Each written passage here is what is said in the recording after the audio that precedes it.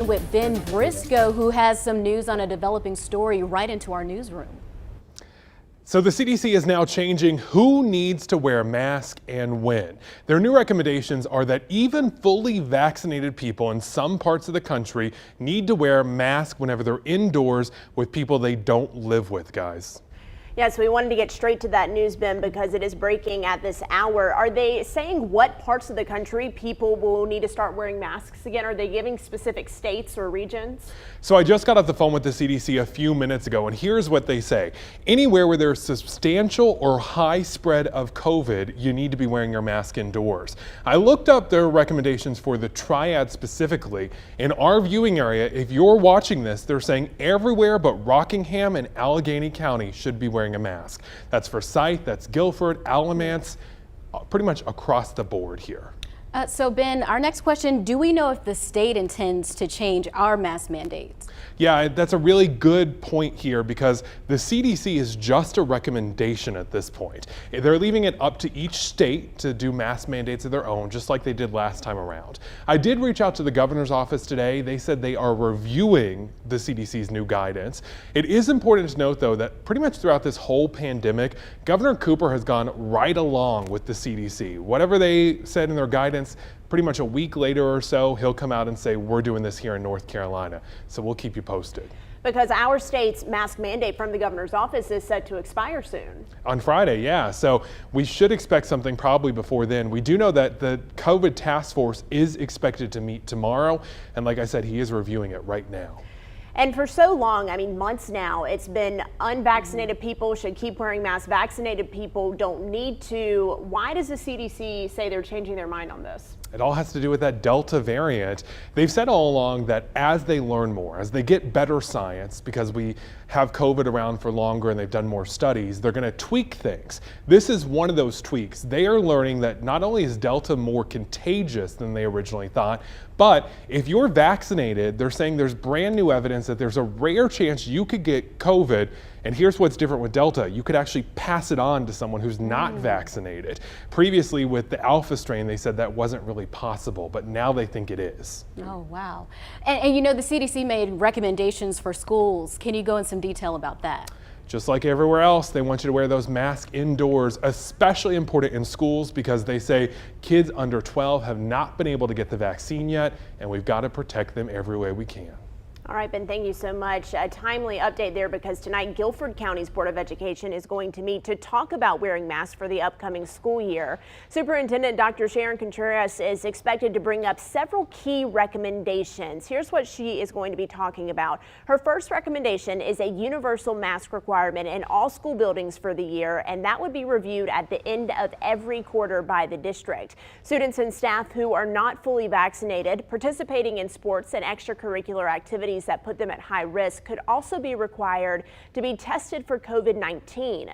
The proposal does not list how often those students and staff would need to be tested. The final recommendation suggests collecting all vaccine records for employees, athletes, and students in high-risk activities. The school board meets at 5 o'clock, and WFMY News 2's Grace Holland is at that meeting. She'll bring us live updates at 5 and at 6. The Winston-Salem Forsyth County School Board is scheduled to talk about mask guidelines for the upcoming school year at their meeting tomorrow. We'll also bring you updates on their discussion both on air and online. And all this talk over masks is coming as our coronavirus metrics continue down a dangerous path. Check out the latest percent positive, 10.4%. We haven't seen this high of a number in nearly 6 months, going all the way back to February. Compare that to the 1s and 2s that we were seeing just a month ago. This number is important because it shows how much the virus is spreading. The latest number basically means 1 in every 10 tests is coming back positive. A reminder, the red line here is the state's goal of 5%. Let's get to your 4 to 5 roundup. Moderna may soon expand the size of its COVID-19 vaccine trial for younger kids. Both Moderna and Pfizer have announced clinical trials where their shots are tested in children as young as 6 months old. But Moderna could soon be in a position to get approval to give doses to even younger Americans. Last month, they applied for emergency use authorization to vaccinate kids 12 and older. And today, the House Select Committee held its first hearing about the January 6 riots on the Capitol. Members heard emotional testimony from 4 law enforcement officers who defended the building that day. They spoke about physical and psychological injuries they say they sustained. One officer says the mob tased him and beat him with metal objects. At one point, he says he heard the crowd say, "Kill him with his own gun," as he pleaded with them to stop and told them he had kids. He suffered a mild heart attack and a brain injury. And North Carolina has a litter bug problem. This year alone, the Department of Transportation has picked up 8 million pounds of litter, and a lot of it is personal protective equipment like face masks. The cleanup costs taxpayers, and the Department of Transportation has spent almost $10 million to pick up. That could have gone towards building and fixing roads, bridges, and potholes. Most litter pickup was put on hold during the pandemic, but things are back on track now. And remember, littering is a crime that comes with fines. And today, several North Carolina mayors held a meeting on President Biden's infrastructure plan. For months, U.S. lawmakers have talked about the nearly $1 trillion bill, but have not managed to strike a deal. City leaders want to establish a safety review board to assess violent crime at businesses that serve alcohol. After a crime happens at a business, the board is required to meet with the owner to suggest ways to promote safety. We are in the process of a $35 million filter project to one of our treatment plants. Our needs are outpacing our budget. High-quality road maintenance, transit, broadband are services that our residents expect and deserve. Mayors from Asheville, Salisbury, and Mooresville were also at that meeting. Yesterday, a group of lawmakers, including Senator Richard Burr and Senator Thom Tillis, met to discuss the infrastructure proposal. President Biden says he is confident a compromise will come soon. An update now about the Guilford County Detention Center officer who is fighting for his life in the ICU. We are told he is making progress. Officer Sheldon Kaminsky's wife told us after 11 days, he no longer needs a ventilator to breathe. She says he isn't fully awake yet, but he can respond to simple commands for short periods of time. He even opened one of his eyes. Investigators say an inmate attacked Officer Kaminsky at the county jail earlier this month. The 71-year-old suffered several injuries to his face during the attack and bleeding on his brain. The sheriff's office later charged Elijah Evans with felony assault on an on-duty detention officer. Investigators say Evans punched Officer Kaminsky, knocking him unconscious, causing him to hit the floor. Well, if you've been outside at any point today, you've probably said the words, "It's hot," and that's because it is. Across the Triad, we've been feeling the heat as well as the humidity. We can't stop and ignore the humidity. It's definitely out there as well. Take a look at some views across the Triad. Cumulus clouds making their ways in the sky. High point a little bit darker and thick cloud right over our camera shot there. But over our satellite and radar in the Triad at least is dry. When we look down to our south and east, we do see some shower and storms, as well as when we look to the west in the foothills. But here in the Triad, we're looking at drier conditions as compared to yesterday.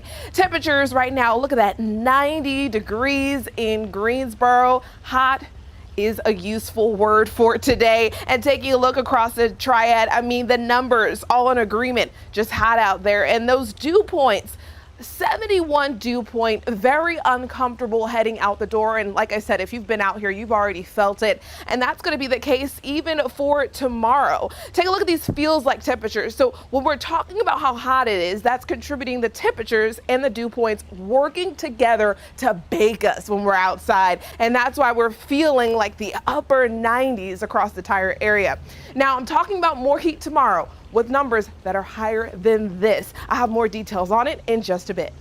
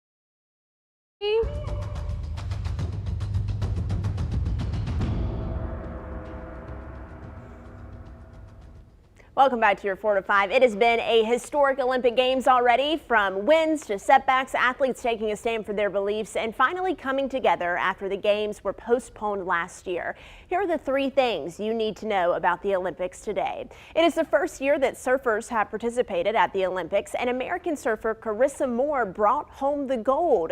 Moore is the youngest world champion surfer. She's the only Native Hawaiian surfer at the Olympics, and Moore will be back on the Surf World League Tour next month. Tennis star Naomi Osaka's chances of winning gold were nipped in the 3rd round of tennis against Marketa Vondarosa of the Czech Republic. Osaka said she is disappointed in the loss. She added there was a lot of pressure mounting since she's never played in the Olympics before this year. Osaka won her opening 2 matches in straight sets after taking a mental health break and withdrawing from the French Open. She also set out the Wimbledon this year, meaning her time in the Olympics was her return to the court since stepping away to take care of herself. And you likely heard about this. It's been trending all day. Simone Biles withdrew from the team final competition due to a medical issue. Biles withdrew after 1 rotation, and her teammates went on to win silver for Team USA. Biles later said she wasn't in the right headspace after a shaky vault and thought it best not to second guess herself. She spent the final 3 rotations cheering on her teammates. And no matter what provoked Biles' decision, the world still reminded her that she's a talented young woman with a lot of love and support. Peggy Newsom says she is still America's champion. Best wishes for a speedy recovery. You have made your country very proud every single time you have competed. Toya Robinson says she has been through so much. Bruce Payne says, I'm sorry, I was hoping she would win it all, but she did great. Lisa Walker praying for her healing. Shanita Mebin, you are still the best in the world, praying for you. Phyllis Scallon, sorry she is out, take care. And Sandy Law, she is an amazing top-notch athlete with grit, grace, perseverance, and heart. A colored medal or title doesn't determine her value or talents. I absolutely love seeing those comments because, as we said yesterday, these athletes, they are real people with real feelings. Right. So it's great to see they're getting all this, she's getting all this love and support. It's interesting to me because, and I'm not saying, I'm not criticizing her or anybody else in this way, but it's the first time that I've ever heard of Olympic athletes, and more than one, saying that mental health is a problem right now, that they're having some, stress issues, and it makes me wonder where we are as a society with mental health, if that's happening now, because I've never heard that in the past. Yeah, and I talk a lot more about this in my 2 cents today, which is at the end of the show, but I do want to point out that Simone Biles can still compete in the individual competition. She did withdraw from the team final, but she's taking it 1 day at a time, and she'll let us know if she'll compete in the individual events on Thursday, which she qualified for the all-around events too. So we'll see. And people call her the GOAT, the greatest of all time, but truly I think the greatest of all time would take care of themselves and their health, and so I admire her for what she's done today. Yep, she's got to be in that good mental state so she can perform well. Yeah, that's true. That's any job, really, isn't it? That's true. All right, we're going to take a short break, and we're coming right back. More of the 4 to 5 straight ahead.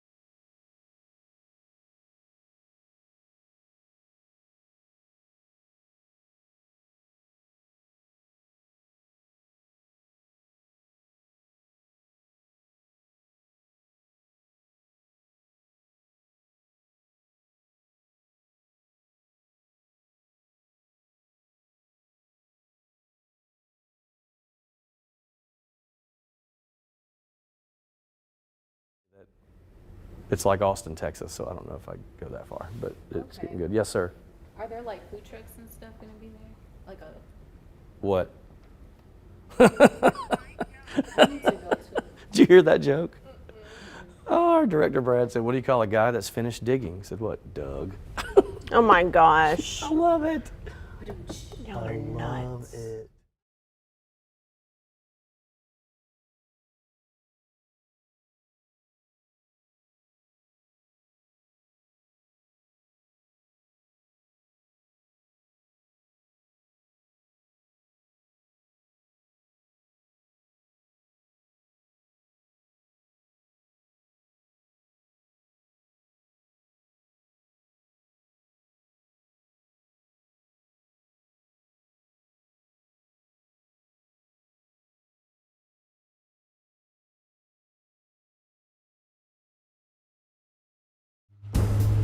Well, although we've been talking about heat here in the Triad, there's definitely some oppressive heat out in the central portions of the United States, leading to some excessive heat watches, warnings, heat advisories, stretching all the way from the northern central U.S. all the way down to the deep south. Heat is the story in much of the U.S., including here at home. I mean, take a look at these feels like temperatures, not the actual temperature, but again, factoring in those dew points, the uncomfortable numbers that will be dancing around over the next couple of days, upper 80s. But take notice, by Saturday, a change of weather pattern leads to slightly cooler air, which I will definitely take. So here's the setup. This upper level ridge that rotates in this clockwise direction is helping to funnel this heat away from the Mexican plateau, even the Gulf of Mexico, helping to initiate this heat all in the central U.S. This same weather pattern also helps to funnel those smoke plume hazy air into the Triad, and that's what I'm also forecasting to increase, unfortunately, as we go into the latter part of the week and into next weekend. That full 7-day talking more heat, and I'll have more details on it in just a bit. All right, so this is the perfect way to end the summer. Think about this: live music every Friday night in downtown Greensboro. They call it Friday Night Live, and we got the scoop straight from our friends at Downtown Greensboro Incorporated. Take a look.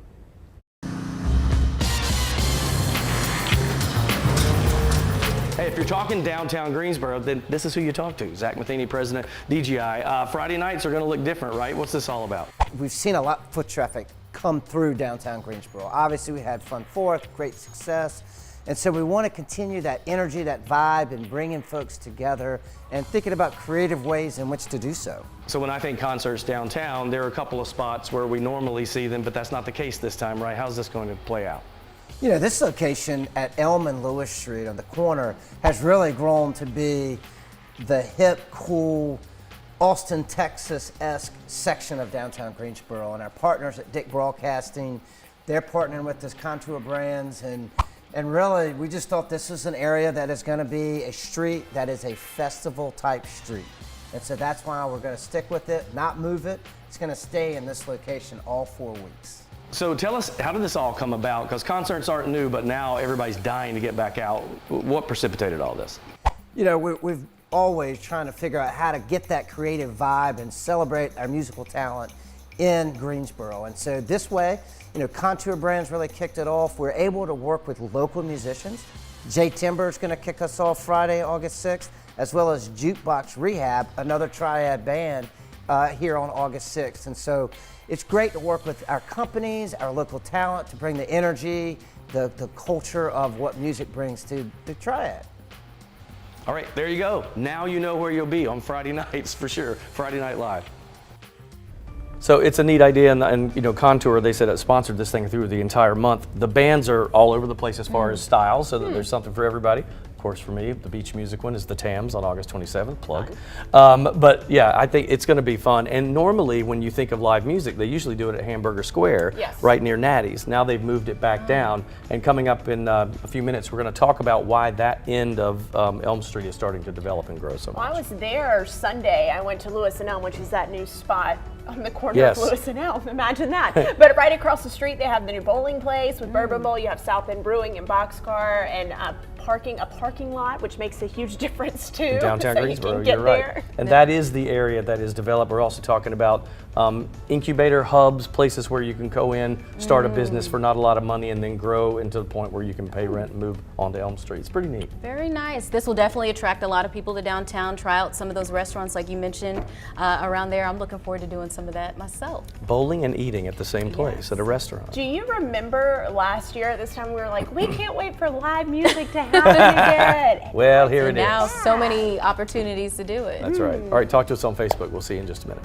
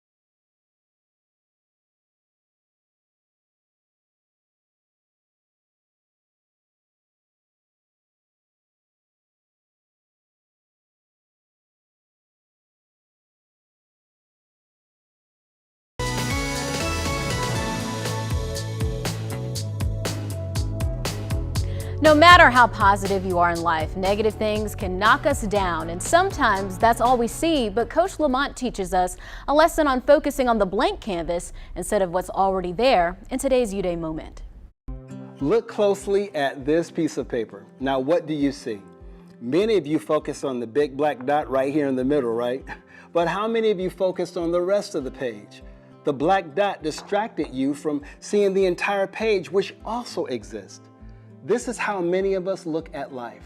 We only see the dark moments, making them the center of our attention. In many cases, this is all we see. We rarely see what could be if we simply changed our focus. There's more room to draw the life you want. The dark moments happen, but you won. You are still standing. Those moments could have destroyed you, but they didn't. Now, this is an indication that you must now focus on the other areas, the unwritten, untouched areas of your life, because there is more story to be told. This is Coach Lamont reminding you to have your best shoe day. I'll see you tomorrow. Thought that was a great example. I know my eyes went straight to that black dot there, and I think in life we do tend to worry about the things that are going wrong, but we got to think about the things that we do have, what's going well, and how we can grow that area of our life and not focus on, you know, what we're not happy with. So I'm thinking about what I was going to say here. Maddie's laughing at me already. Because I'm thinking, I like to draw, as she knows, I like to draw cartoons. I like to play around with that. And so when I see that page, he's all deep in thought, and I'm just going, well, I could draw right here. I could do that. If I just had that little piece of paper, No, I'm laughing. message went right over No, me. I like the prop. It reminds me of just to shift our focus, right? And if something is particularly hard and we're focusing too much on it, maybe just look to what's around it and other parts that you can spend your time and invest your life in. Yeah, think about the positive things. I'm going to do that. Can I do that during the commercial break? Yeah. All right. Children, you can I do got about- whatever you want. I got about 2 minutes. I'll be positive when we come back on the other side. We'll see you then.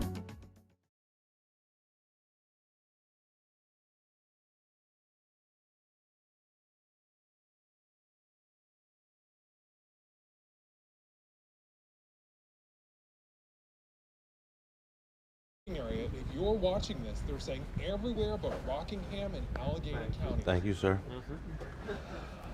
Excuse me, mic check, Jalen. 1, 2, 3, 4, 5, 6, 18, 22, 26. Cool, cool, cool.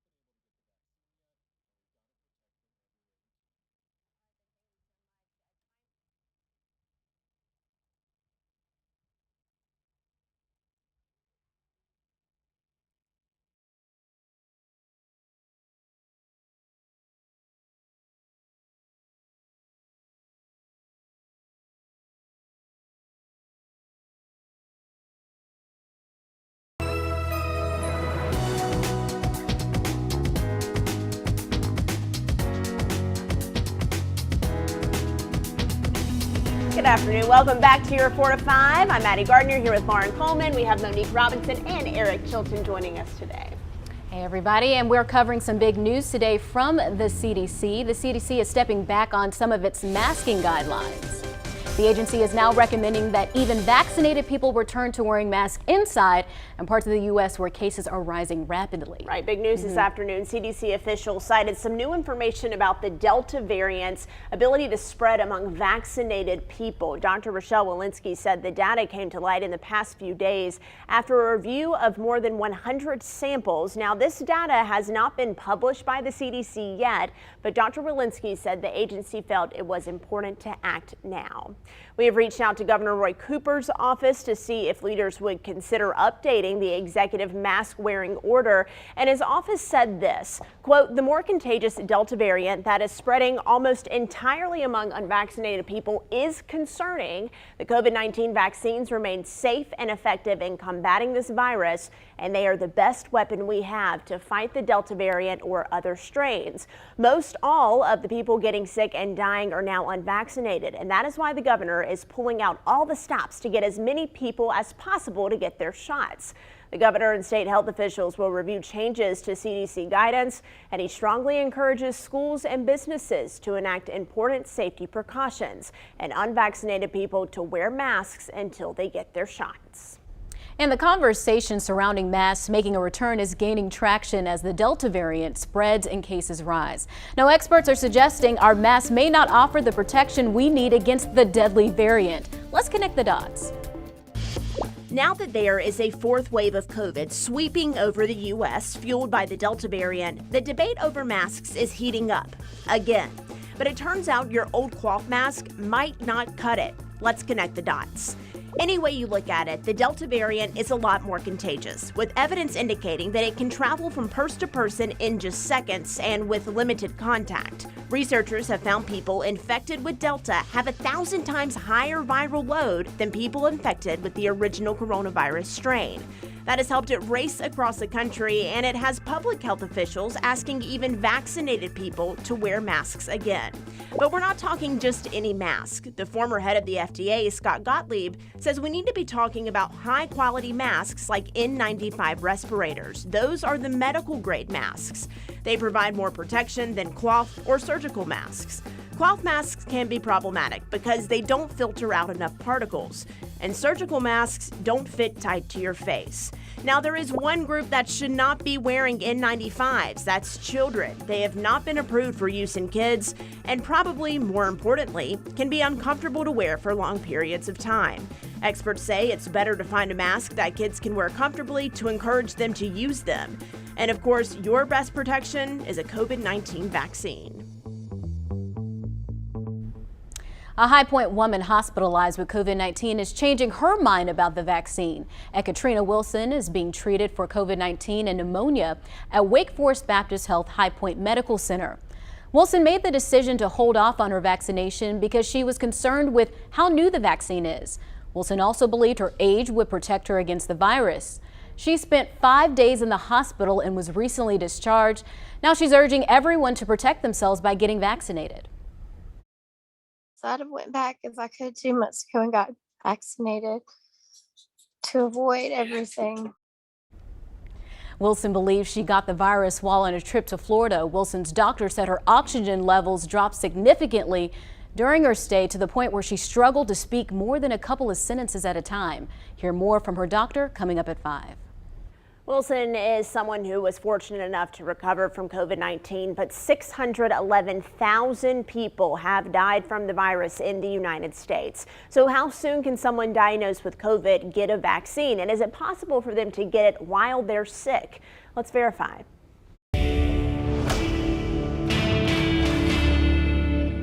It's been one of the most searched for stories in Verify history. Can you get a COVID vaccine if you're currently sick? And just like back in January, when we first answered that question for a Verify viewer, we're committed to getting the most up-to-date information. And we're doing so with the help of our sources, the CDC and 2 infectious diseases doctors. Should you get the vaccine if you're currently sick with COVID? The answer is no. And that's for 2 reasons. You're going to pose a risk to people who may be at the vaccine center getting vaccinated themselves, or to people that are vaccinating you. Getting the COVID vaccine while you have COVID may cause some adverse side effects that you just don't want to have. The CDC says that you could get the jab when you meet this criteria. It's been 10 days since symptoms began. You're 24 hours without a fever, without the help of meds. And any other COVID symptoms are improving. For those who are asymptomatic, your only criteria is waiting 10 days since your positive test. All right, well, what happens if you're not sick with COVID, but you have something else, like the flu or a cold, or you're just not feeling well? First and foremost, our experts say make sure it's not COVID. Then, and if your illness is very mild, then in that case, getting the vaccine should be fine. I always recommend calling your primary care physician before. When you're going to a general public vaccine center, you should be mindful about not spreading something to other people, whether it's COVID-19 or some other respiratory virus. Let's get to your 4 to 5 roundup. Greensboro community members voice mixed feelings about a safety proposal from the city. The city wants to create a safety review board to look at violent incidents at businesses, but some business owners are concerned. Why are you strictly, basically targeting places that serve alcohol? How do you feel about us as being victims? Because at this point, when a crime happens on our property, we are victims. None of us asked the crime to happen. I really feel like we're pointing the finger at the wrong people. Mayor Nancy Vaughn says the city council will take feedback from the meeting and put it into a new draft. Then they'll hold another town hall. And the details in this next story may be disturbing to some.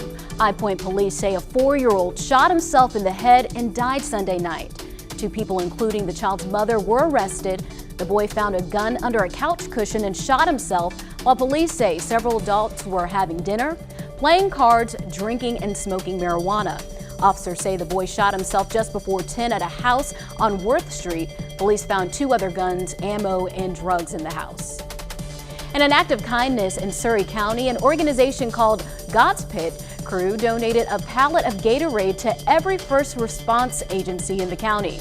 We all know how hot it's been outside, and first responders are out working in this heat. They say it's hard for them to help their neighbors without this kind of support. And a small earthquake in Davie County near Mocksville overnight. It happened around 1 in the morning in Coolamy. The 2.1 quake was likely not felt or heard by anyone. No damage was reported. Our radar actually picking up on one small little pulse storm in southern Greensboro. Now, this has just developed over the last 30 minutes. So take a look. As it developed, brought in a heavy downpour, and then now breaking apart now as we go through this 4:30 time frame. So overall conditions though for the triad, staying dry, the foothills seeing some storms, even some lightning. Here at home though, just that one little storm. Here's the setup though. This cold front yesterday, that's what brought some of the storms to the area. It's kind of lingering, dancing around our area. That's going to be the case through your day tomorrow, but you can see it start to fizzle away, and then high pressure becomes a story along with the heat. I'm going to step out here so you can see. Heat is what we're going to be talking about for your Wednesday and again on Thursday as it pushes further into the Carolinas. So what are those numbers talking? Upper 90s for the feels like. Why? Because the dew points are going to be right around that oppressive range in the 70s. Fortunately, just behind that first cold front that we had yesterday, dealing with kind of sort of today, there's another cold front moving through, and that will help to drop those dew points to dancing around that 50s range. So we're going to see a drop in those dew points, making for more comfortable feels heading out the door. Here's that full 7-day. I know you've been waiting for it. Here's putting all those numbers into perspective. That Thursday 94 is not a joke. It is going to be hot out and feel even warmer than that. Well, it is almost time for kids to go back to school. Hard to believe. Our local YMCAs want to do their part to help make sure every kid in the triad has the tools they need to be successful in the classroom. WFMY News 2's Jalen Gilkey learned the triad Ys need help from you at home. Yeah, we all know that the first day of school is right around the corner, and there is no better way to kick off the school year than by helping a local child in need. Our local YMCAs are making it easy for you through their Bright Beginnings program. Bright Beginnings is an opportunity for YMCA staff and volunteers to go back to school shopping with kids who otherwise would not come to school on the first day with the backpacks packed with the things that they need. Caroline Whitson is the executive director at the Wilkes YMCA. She says the need for volunteers is spread across all Triad YMCAs, not just hers. So we have a couple of different opportunities for volunteers through Bright Beginnings. If you're not somebody who's comfortable taking a child shopping one-on-one, we have an opportunity for you to come to the Y and help us stuff the backpacks with school supplies. Taylor Thornton has been a volunteer for close to 10 years now. According to her, this is something she looks forward to every year. It's just a great way to spend a Saturday, and it's only a couple of hours, so it's not even a huge time commitment. And the impact that the volunteers make on the kids is something that these kids, they never forget. Again, pretty much all local YMCAs are looking for volunteers for this program. So if you want to give your time to the kids of the Bright Beginnings program, reach out to your local Y. Many of our local YMCAs have sign-up deadlines of the first week of August, so make sure you sign up before it's too late. Yeah, it's next week. Yeah, gosh, First it week in is. August You're is right. next Not great. week. Flying by. It's flying. I mean, that's great stuff they do. I know for me, as a little kid, I always thought it was so exciting to go get your school supplies. So imagine not being able to do that. Now they're helping these kids get the stuff they need. And his clothes included, right? Yeah, there's clothes, there's school supplies. It's just a great time for kids to help build self-esteem Yep. and also cultivate relationships. Yeah, and we were talking about yesterday, we ran a story about how the price of school supplies is up this year. So this program is probably more important than ever for our community. And when I talk to a lot of people, they say, I want to volunteer, but I don't know where to start. Jalen? There it You is. just It is told right them. there. I got something for you.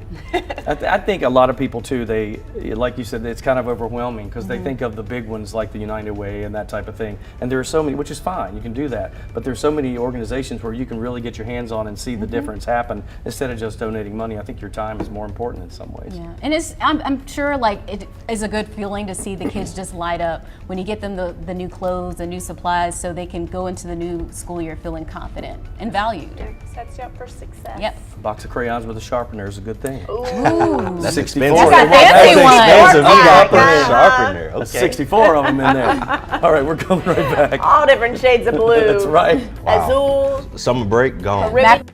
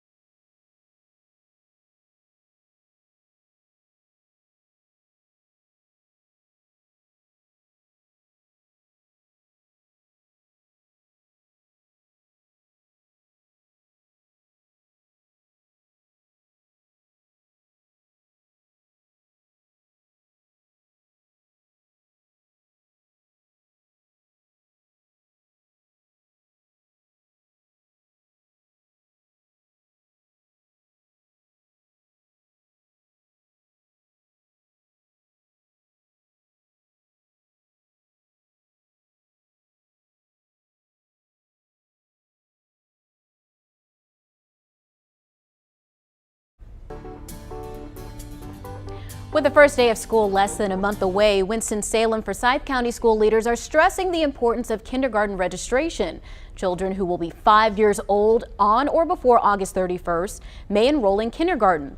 Transitions Coordinator Vanessa Osborne says there are currently 2,768 students enrolled for kindergarten for the upcoming school year. Now that's more than 1,000 students registered this time last year. Osborne says though the district is seeing higher enrollment numbers, there are a few hundred students who have information missing from their online enrollment package. They might just have a piece of information missing yet, that maybe they couldn't present a power bill yet that showed proof of residence, or maybe getting a copy of their child's immunizations from the pediatrician. Osborne says summer learning programs and community events have created great opportunities to inform parents about registration, and she says kindergarten sets a child up for long-term academic success. Relationship building that goes on between the staff and families, that carries a child and their family through their whole elementary career and further. School starts August 23rd. For details on how to register your child, look for this story on our website. Well, blood centers are in desperate need of donations right now, especially during the pandemic. And you can help out with the WFMY News 2 blood drive happening this week. You can help save lives 1 pint at a time on Thursday. Our blood drive is from 9 until 6 at Piedmont Hall at the Greensboro Coliseum. If you're interested, head to our website for other details like how to make an appointment. The 4 to 5 is coming right back.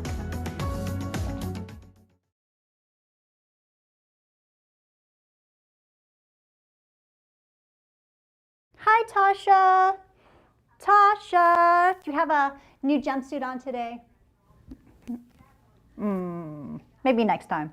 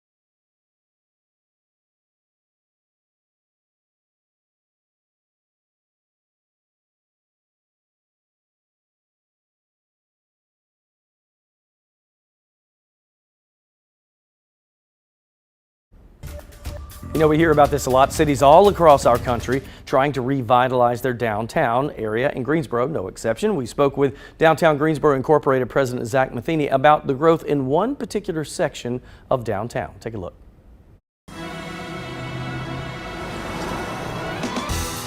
You know, it's funny, Zach, we were talking on the phone when I asked you to do this for us, and, you know, years ago, nobody went past the tracks. Once you got to Natty Greens, that was it, but that's not the case. No, it's not the case now. And what we've seen is this resurgence in the South End. We've got great new businesses, Bourbon Bowl, a bowling alley in downtown Greensboro. We've got a new Lee and Wrangler store where they're painting a mural on it right now, the Bearded Goat. Lewis and Elm, melon mushroom. We've got new businesses coming that will soon complement every other business that's down here. It is real artsy on this end. I mean, you get that feel. Even the look, when you said that mural, what's going on there now? That's pretty cool. That's a new Lee Wrangler splash type mural that they're gonna have, and that's gonna be their new flagship store. And I gotta tell you, going inside, it is literally a flagship retail store. And even at the end, I know obviously bringing business into downtown is part of what you guys do, mostly what you do. And down at the end, you've got the gateway, all that's brand new, like entrepreneur type stuff, right? It's a tremendous incubator. And so we're really focused working with Andy Zimmerman in that capacity, incubating those small businesses, a lot of technology down there, and textile, which is the mecca of what Greensboro was born on. It was textiles. And so that still exists down there with Centric Brands, and we're thinking about new ways to incubate small businesses.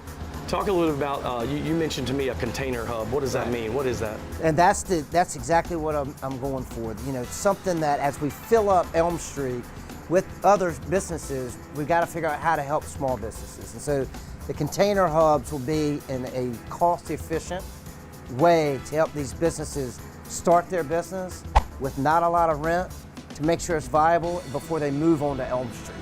That's great. Good stuff. Good things are happening then. That's what matters. Exciting things. So the container thing interested me a lot because I've never seen this. They do it in Durham, and I think you said Austin, Texas. Is that right? Austin, yeah. And they literally take the containers that you have on back of tractor trailers and they convert them into buildings and office spaces. And it looks really cool. They decorate them and everything. And so that offers cost-efficient, rent, so businesses can get started, and then they'll grow into the point where they can move out into another office space. And I feel like so much growth happened downtown, right where Hamburger Square is, and up toward Friendly and Market Streets, and now it's going more toward Lewis Street. And I never thought about it being like right when you turn on Elm Street, it's right there, so that kind of draws people in. It's a gateway. Yeah, and in Gate City too, if you people that live near that area, you've noticed that a lot of the educational institutions have put buildings in there, and I think that's probably the area that the city will grow south from Elm Street for a while. It's exciting to just see all of this growth for the last year and a half. Several businesses have closed, and now many are opening and growing. It's very cool. Yeah. Growth is never a bad thing when it comes to a city. Yep. All right, let's check in with Monique and see what's happening with our forecast. Well, those clouds that are doing their magic right now to block the sun a little bit for me this afternoon, but you can see the temperatures today were warm, and that's because the sun did its job, came back out, shined itself, and baked us. Allowed us to climb to some 90s, some upper 80s. Still taking a look at this shower, this heavy downpour in southeastern Guilford County, making a transition into Randolph County soon. Just a heavy downpour, not looking at that to be a severe storm at all. That's the only one across the triad. Hoppers playing tonight, the forecast 85, sun and clouds at 6:30, so anyone out there should be good. A possible storm in the afternoon, so maybe have the umbrella, but overall conditions looking dry. Here's that 7-day once again, showing you the numbers, talking hot and humid for your Wednesday and Thursday. That's going to be the talk of the town on Thursday for certain. Coming up on WFMY News 2 at 5 o'clock, the CDC releases new guidelines about masks, and it is a reversal, of course. It is recommending everyone wear them, even people who are fully vaccinated. We are digging deeper into the new suggestions and your reaction coming up at 5.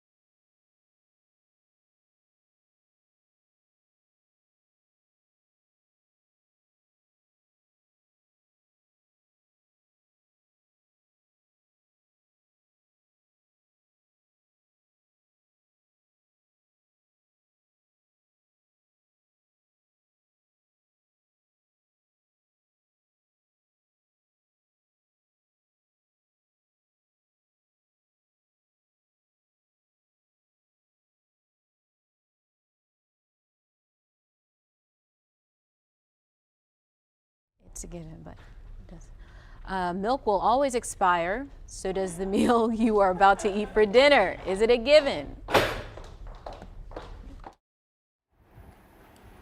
Hello, hey everybody, 1, 2, 3, 4, 5, 1, 2, 3, 4, 5, 6, 7. You need me to see me outside? 1, 2, 3, 4, 5. Okay. All right. Hi there, Oklahoma, Oregon, Pennsylvania, Rhode Island, South Carolina, South Dakota, Tennessee, Texas, Utah. No.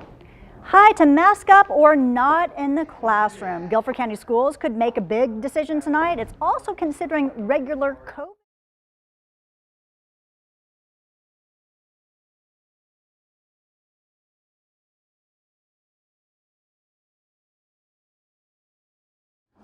To mask up or not in the classroom, the CDC's new guidance is going to play a factor in that.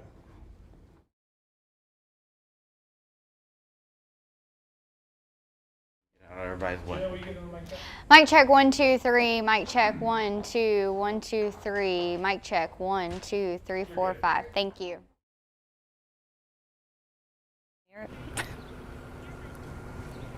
The district will only allow 15 people into tonight's meeting. Those were chosen.